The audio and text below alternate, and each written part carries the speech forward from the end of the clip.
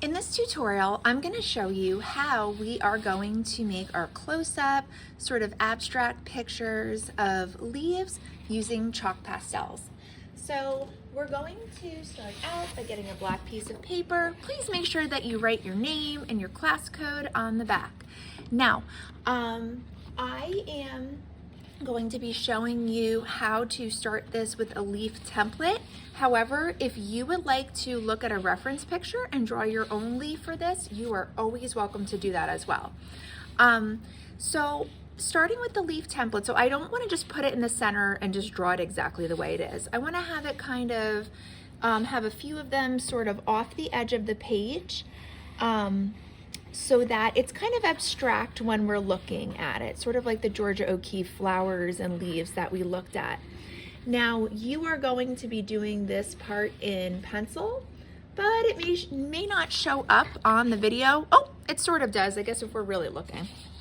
But you're just going to be doing this portion in pencil. So you would be filling the edges of the page with the leaf templates. You can also draw your own if you wanted. I'm gonna get a little creative, draw a little bit of my own here too. Then I want you to just think about where the little veins on the leaves would be. So if you used a pattern, you can look at your pattern, and yes, you can draw some of these yourself. That's fine too. And then you are going to get a black oil pastel. Now, we will be working with chalk pastels in here. There is a difference between a chalk pastel and an oil pastel. Oil pastels have oil in them, and they're a little bit like thicker and smudgier. And chalk pastels are very soft and blend very, very easily.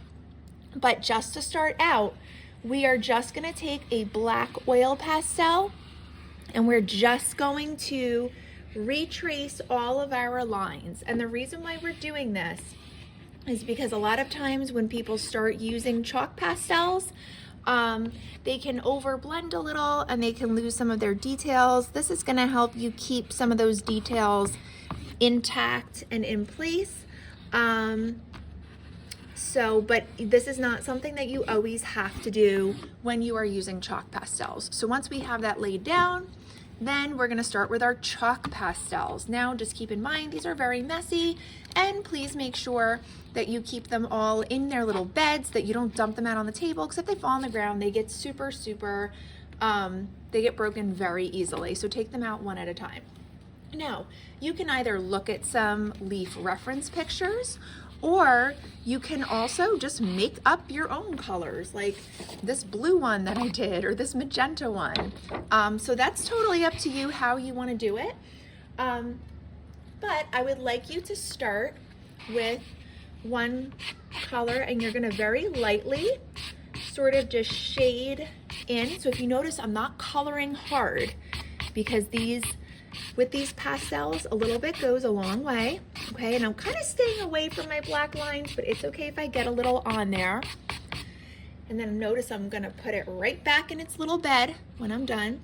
And now I'm gonna look at what color would be next on the color wheel.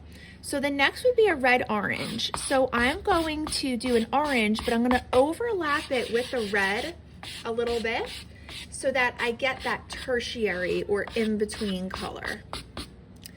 Okay, and now I'm going to, so I put that right back in its bed. Now I'm going to get my yellow, and I want to make sort of a yellow-orange just around the edge of the leaf, like it's just starting to kind of change to yellow, so that I have that yellow-orange tertiary color. Then I'm going to blend. Now, you don't want to blend super, super hard, because you can overblend them and actually pick up too much of the the chalk pastel. And if you feel like your color is not as vibrant as you would like it to be, after you do this, you can also go back in and go back on top of it, which I actually do quite a bit. So once you have that kind of base down, then you can go back in and add a little bit more. Okay, so you can experiment with this with different colors. You can check some of the colors on scrap paper as well if you're not completely sure if you would like, you know, the way two colors blend together. You can practice a little.